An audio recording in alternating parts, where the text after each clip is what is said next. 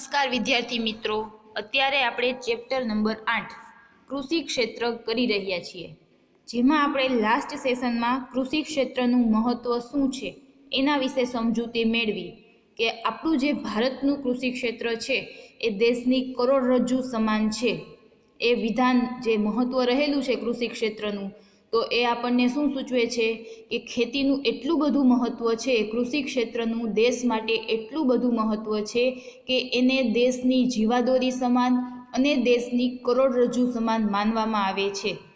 હવે પછીનો જે નેક્સ્ટ ટોપિક છે એ છે ભારતમાં કૃષિ ક્ષેત્રની વર્તમાન સ્થિતિ।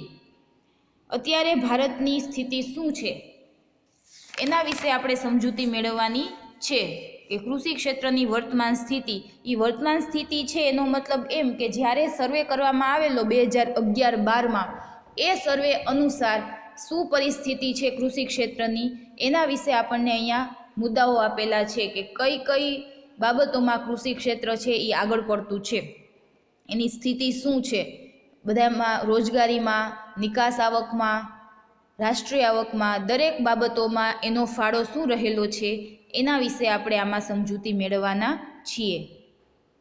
ભારત અંગ્રેજોના શાસન પહેલાં, અંગ્રેજોના શાસન દરમિયાન અને અંગ્રેજો મળેલ આઝાદી બાદ પણ કૃષિ આધારિત દેશ છે।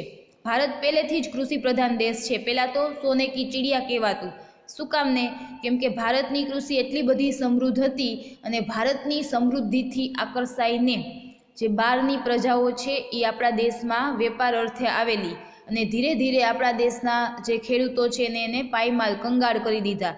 એટલા માટે ભારત છે એ પહેલાં પણ કૃષિ પ્રધાન હતો, પછી અંગ્રેજોના શાસન દરમિયાન પણ એ કૃષિ પ્રધાન જ હતો અને પછીથી પણ એ કૃષિ પ્રધાન દેશ છે। દેશમાં આયોજન દરમિયાન ઔદ્યોગિકરણને વધુ મહત્વ આપવાને કારણે ભૂતકાળની કૃષિ ક્ષેત્રની સ્થિતિ કરતાં વર્તમાન સ્થિતિમાં ખૂબ મોટા પરિવર્તન જોવા મળે છે।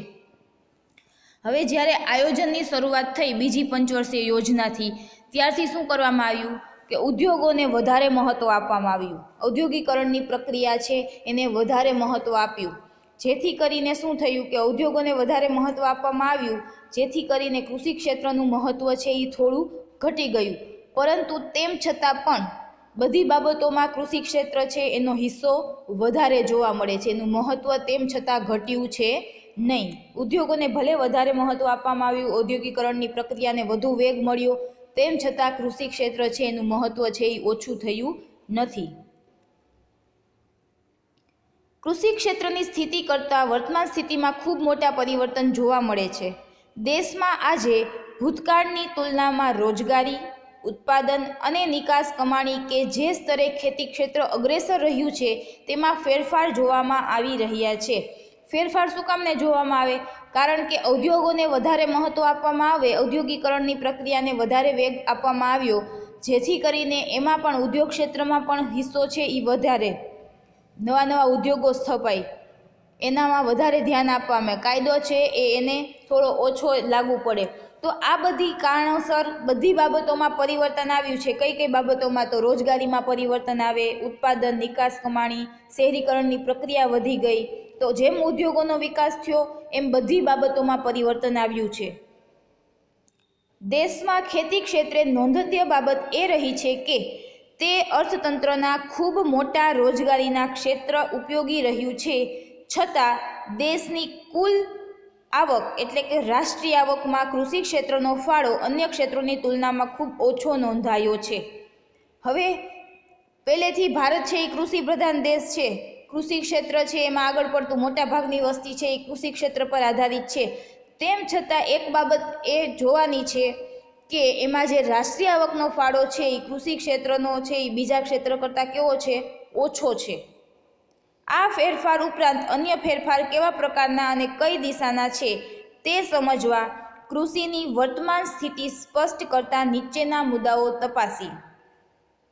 હવે કઈ કઈ બાબતોમાં કૃષિ ક્ષેત્ર છે એ આગળ છે, એમાં ફાળો કેટલો રહેલો છે, બીજા ક્ષેત્રની તુલનામાં કૃષિ ક્ષેત્રનું કેટલું યોગદાન રહેલું છે એની આપણને અહીંયા માહિતી આપેલી છે। જેમાં સૌથી પહેલો પોઈન્ટ છે એ છે રાષ્ટ્રીય આવકમાં ફાળો।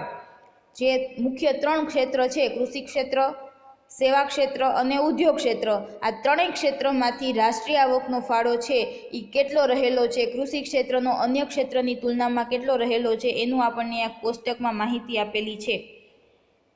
વર્ષ આપેલા છે 1950-51થી લઈ અને 2011-12 સુધીના, અને રાષ્ટ્રીય આવકમાં એનો ફાળો આપેલો છે. અહીંયા ખાલી કૃષિ ક્ષેત્રનો જ ફાળો આપણને આપેલો છે. પહેલાં કેટલો ફાળો હતો? 53.1% ફાળો હતો. પછી દિવસે ને દિવસે ઘટતો ગયો 48.7%, પછી 42.3%, પછી 36.1%, 29.6%, 22.3%, અને છેલ્લે જે 2011-12નો સર્વે કરવામાં આવ્યો ત્યારે કેટલો હતો? 13.9%. તો આ રાષ્ટ્રીય આવકમાં કૃષિ ક્ષેત્રનો ફાળો આપણને અહીંયા કોષ્ટકમાં આપેલો છે, અને એના પરથી નીચે આપણને થોડીક માહિતી આપેલી છે કે સામાન્ય રીતે ખેતી ક્ષેત્રની આવકને પ્રાથમિક ક્ષેત્રની આવક પણ કહેવામાં આવે છે. શું કામને? કારણ કે મોટા ભાગના જે વસ્તી છે એ ખેતી ક્ષેત્ર સાથે સંકળાયેલી છે, અને ખેતી ક્ષેત્ર સાથે બીજા ઘણા બધા વસ્તુઓ છે, ઘણા બધા ઉદ્યોગો છે એ સંકળાયેલા છે. પશુપાલનના, મત્સ્યપાલનના, ડેરી ઉદ્યોગ, આ બધા ઉદ્યોગ છે એ કોની સાથે સંકળાયેલા છે? ખેતી સાથે. એટલા માટે એને પ્રાથમિક ક્ષેત્ર કહેવામાં આવે છે, જેમાં ખેતીના પાક, મરઘાપાલન, મત્સ્યપાલન, પશુપાલનનો સમાવેશ થાય છે. આ બધા જે છે એમાં ખેતી ક્ષેત્ર સાથે સંકળાયેલા છે, જેથી કરીને આ બધાને પ્રાથમિક ક્ષેત્ર કહેવામાં આવે છે, કે જેમાં ડાયરેક્ટ જ લોકો છે એ સંકળાયેલા હોય છે, ખેતી સાથે સંકળાયેલા હોય છે. આર્થિક સર્વે 2011-12 મુજબ 1950-51માં રાષ્ટ્રીય આવક એટલે કે જીડીપી, ગ્રોસ ડોમેસ્ટિક પ્રોડક્ટમાં ખેતી ક્ષેત્રનો ફાળો 53.1% હતો. તે 56થી શરૂ કરવામાં આવેલ ઔદ્યોગિકરણના મહત્વને કારણે ઘટાડા તરફી રહ્યો છે. હવે પહેલાં જે ખેતીનું મહત્વ હતું એનો ફાળો છે એ સૌથી વધારે હતો 53.1%, એટલે અડધાથી વધારે ફાળો છે એ કૃષિ ક્ષેત્રનો હતો.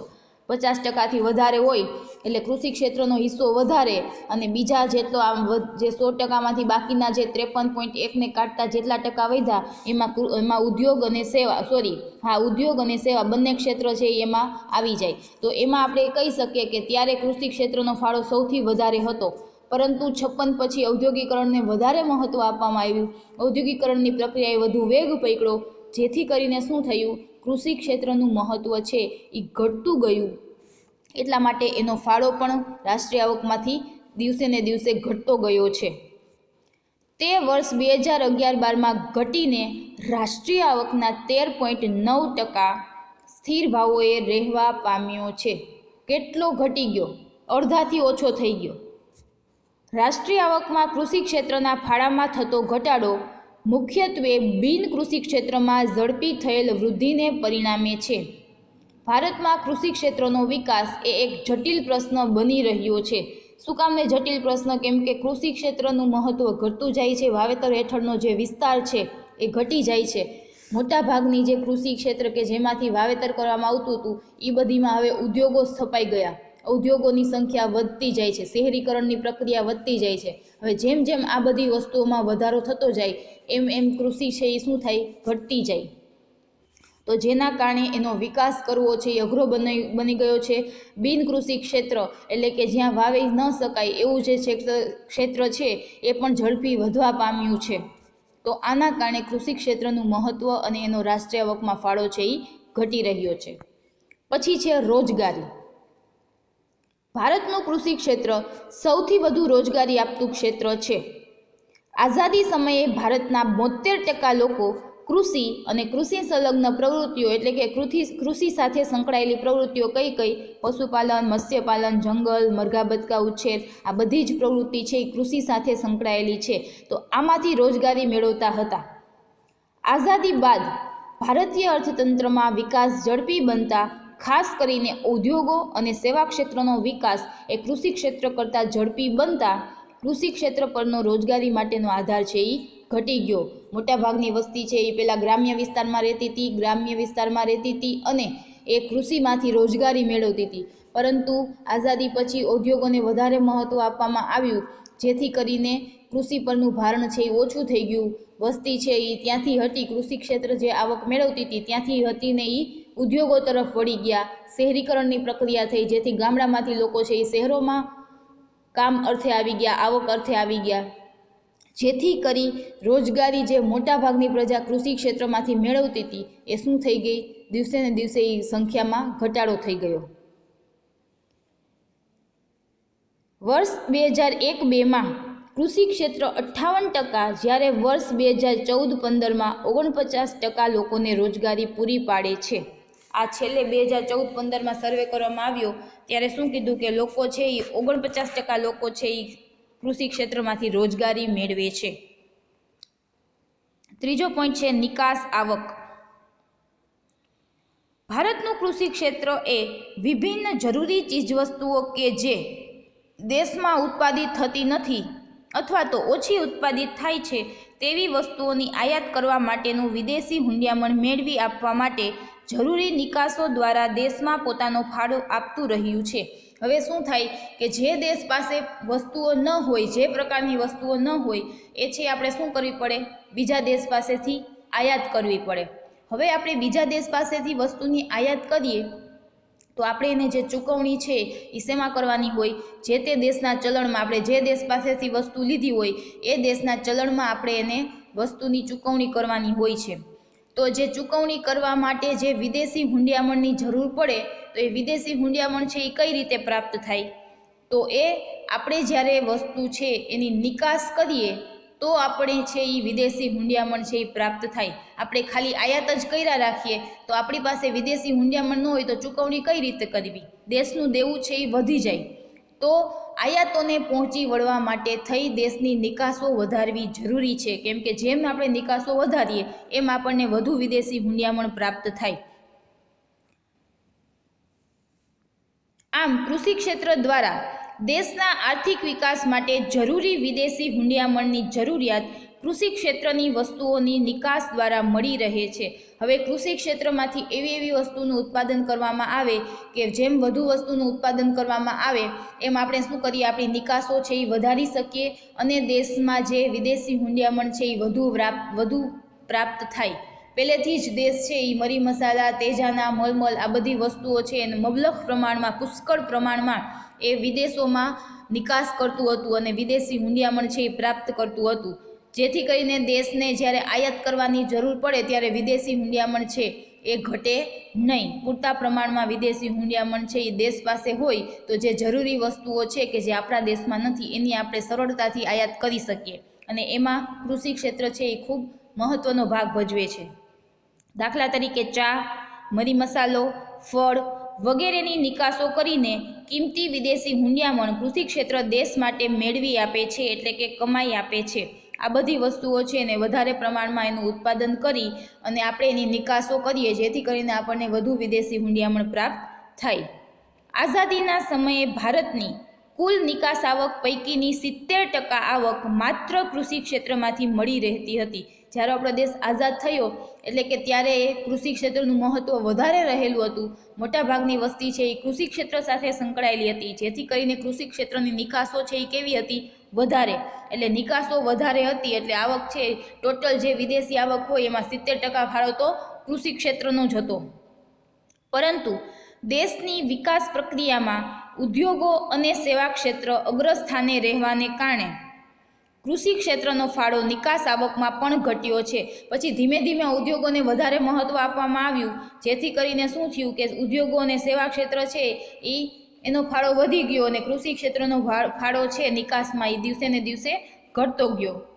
વર્ષ 2013-14 મુજબ દેશની કુલ નિકાસ આવકમાં કૃષિ ક્ષેત્રનો ફાળો 14.2% નોંધવામાં આવ્યો હતો, જે ઘણો ઓછો કહેવાય. શું કામને ઓછો થઈ ગયો? કેમ કે ઉદ્યોગોને અને સેવા ક્ષેત્રને વધુ મહત્ત્વ આપવામાં આવ્યું અને કૃષિ ક્ષેત્રનું મહત્ત્વ છે એ ઘટતું ગયું, જેથી કરીને એમાં રોજગારી પણ ઘટી ગઈ, આવકો પણ ઘટી ગઈ.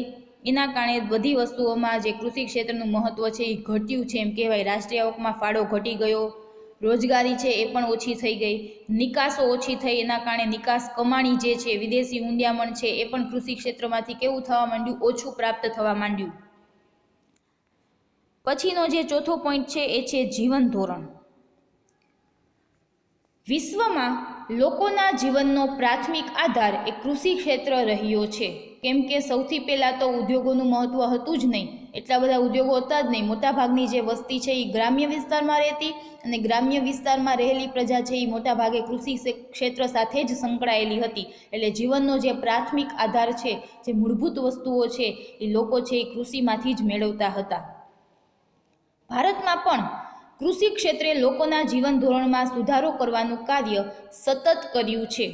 હવે કૃષિ ક્ષેત્રએ જે ભારતના લોકો છે એના જીવન ધોરણને સુધારવાનું કાર્ય પણ સતત કર્યા જ રાખ્યું છે. એમાંથી પણ લોકોને ઘણું બધું વસ્તુઓ છે એ પોતાના જીવન જરૂરિયાતની વસ્તુઓ છે એ કૃષિ ક્ષેત્રમાંથી પ્રાપ્ત થાય છે. કૃષિ ક્ષેત્ર મુખ્યત્વે બે પ્રકારના પાક, અનુક્રમે અનાજ અને રોકડિયા પાકનું ઉત્પાદન કરતું રહ્યું છે. અનાજના પાકમાં મુખ્યત્વે તમામ ધાન્યનો સમાવેશ થાય છે. આપણે જેને અનાજ કહીએ એ બધા જ ધાન્ય છે એ અનાજના પાકમાં આવે. તેમને ઉત્પાદિત કરીને ભારત સ્વનિર્ભર બન્યું છે. તેમજ રોકડિયા પાકો, રોકડિયા પાકોમાં કયા કયા પાકો આવે? રૂ, શણ, મગફળી, તેલીબિયા, શેરડી વગેરે. આ બધા છે એને રોકડિયા પાકો કહેવાય. અને જેટલા અનાજ છે, ધાન્ય છે, એ બધાને અનાજ પાકો કહેવાય. વગેરેનો ઉપયોગ મુખ્યત્વે કાચા માલ તરીકે થાય છે. આ બધા જે રોકડિયા પાકો છે એનો ઉપયોગ શું થાય? કાચા માલ તરીકે થાય. ઉદ્યોગોને જે કાચો માલ છે એ આ બધી વસ્તુમાંથી પૂરો પાડવામાં આવે છે અને તેના ઉત્પાદનમાં વૃદ્ધિ જોવા મળી છે.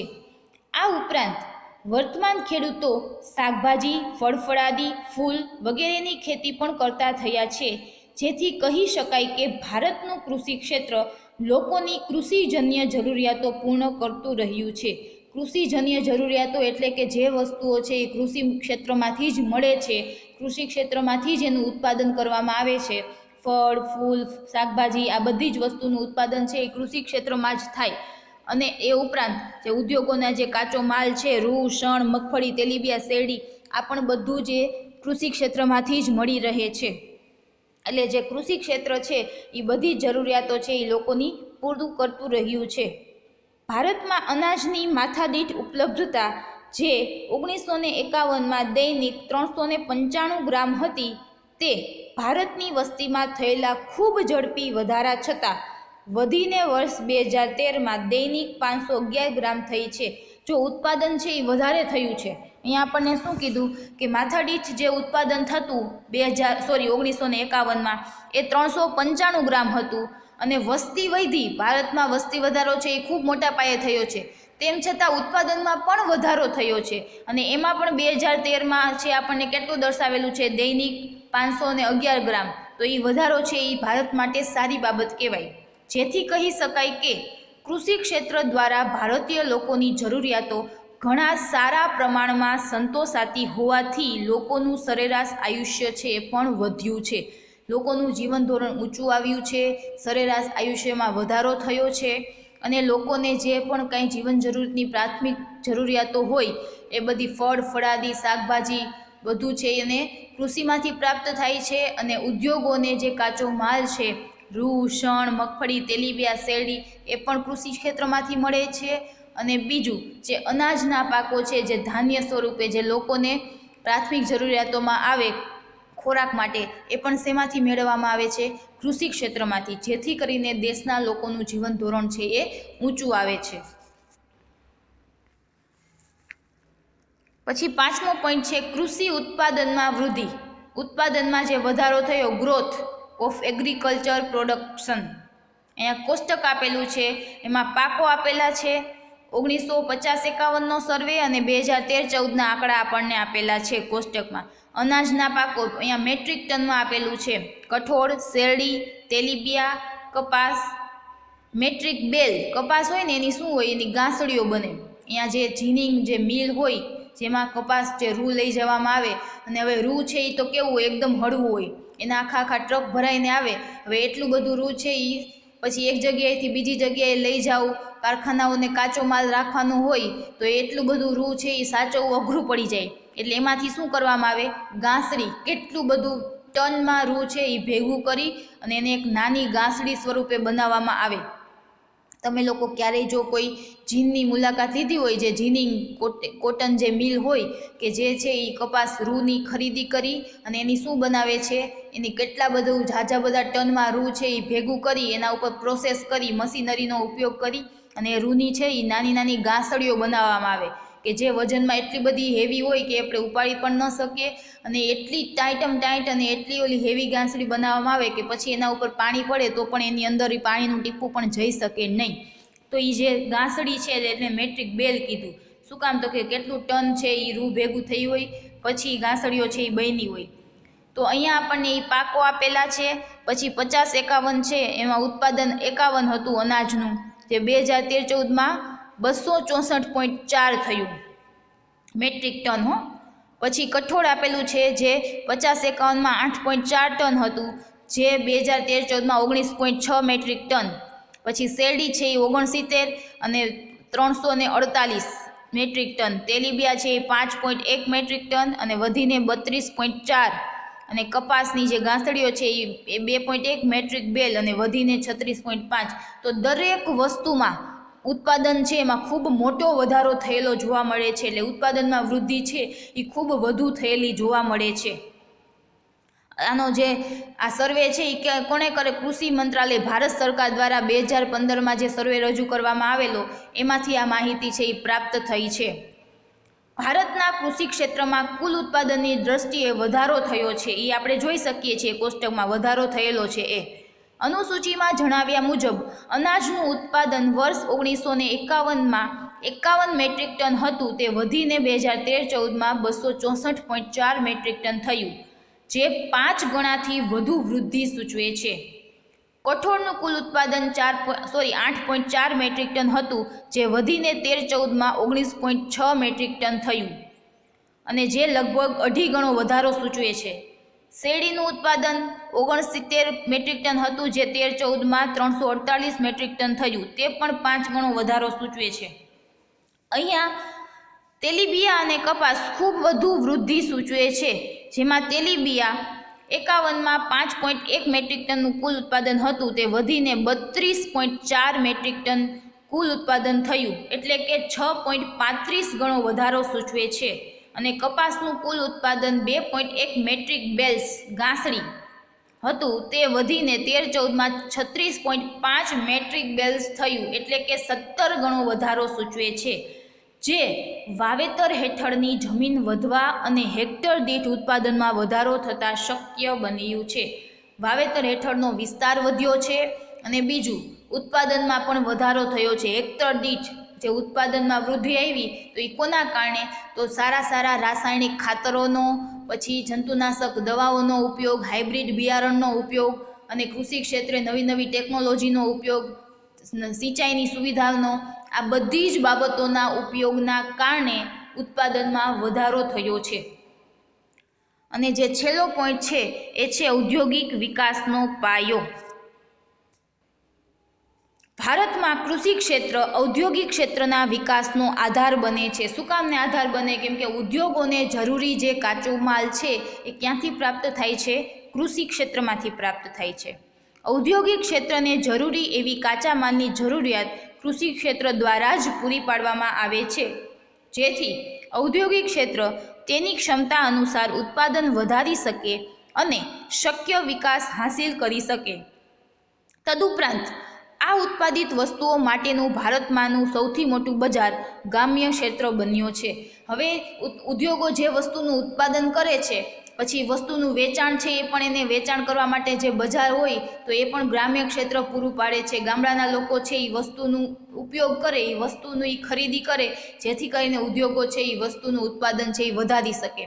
તો ગ્રામ્ય ક્ષેત્ર કૃષિ ક્ષેત્રમાંથી ઉદ્યોગોને કાચો માલ પૂરો પાડે છે. એ કાચા માલથી જે ઉદ્યોગો વસ્તુનું ઉત્પાદન કરે છે એ વસ્તુની ખરીદી કરી, એનો વપરાશ કરી અને એને બજાર પણ પૂરું પાડે છે. કારણ કે ભારતની લગભગ 69% વસ્તી છે એ ગ્રામ્ય વિસ્તારમાં વસે છે. અહીં એ નોંધનીય છે કે આ 69% ભારતીય વસ્તીની આવકનો મુખ્ય સ્ત્રોત શું છે? કૃષિ ક્ષેત્ર છે. અને જેથી જ ગ્રામ્ય ક્ષેત્ર ઔદ્યોગિક ઉત્પાદનની વસ્તુઓ કઈ કઈ વસ્તુઓ ઔદ્યોગિક ઉત્પાદનની ટીવી, ફ્રીજ, બાઇક, મોબાઈલ વગેરે જેવી વસ્તુઓની માંગનું સર્જન કરી શકે છે. ગ્રામ્ય વિસ્તારમાં મોટાભાગની વસ્તી વસે છે. કૃષિ ક્ષેત્રમાંથી બધી વસ્તુઓનું ઉત્પાદન કરી અને ઉદ્યોગોને કાચો માલ પૂરો પાડે છે અને ઉદ્યોગો જે વસ્તુનું ઉત્પાદન કરે છે ટીવી, ફ્રીજ, મોબાઈલ, બાઇક વગેરે વસ્તુઓ એનો ઉપયોગ છે એ ગ્રામ્ય પ્રજા કરી એની માંગમાં વધારો કરી અને ઉદ્યોગોને બજાર પણ પૂરું પાડે છે. એટલે ઔદ્યોગિકનો વિકાસનો જે પાયો છે એ પણ કોની સાથે સંકળાયેલો છે? કૃષિ ક્ષેત્ર સાથે સંકળાયેલો છે. આમ આ બધી બાબતો પરથી ભારતની જે વર્તમાન કૃષિ ક્ષેત્રની સ્થિતિ છે તે કૃષિ ક્ષેત્રનું મહત્ત્વ રહેલું છે રોજગારીમાં, નિકાસ આવકમાં, જીવન ધોરણ લોકોનું ઊંચું લાવવામાં, ઉદ્યોગોનો જે વિકાસ થયો છે એમાં ઉદ્યોગોને કાચો માલ પૂરો પાડવામાં વગેરે બાબતોમાં કૃષિ ક્ષેત્ર છે એ ખૂબ જ મહત્ત્વનો ભાગ ભજવે છે. તો અહીંયા આપણો આ જે ક્વેશ્ચન છે એ તમને 5 માર્કમાં પૂછવામાં આવે છે અને ઘણી વખત 3 માર્કમાં 3 મુદ્દાઓ અને MCQમાં અંદરના આંકડાઓ પણ પૂછવામાં આવે છે. તો આપણો આ ક્વેશ્ચન છે અહીંયા પૂરો થયો.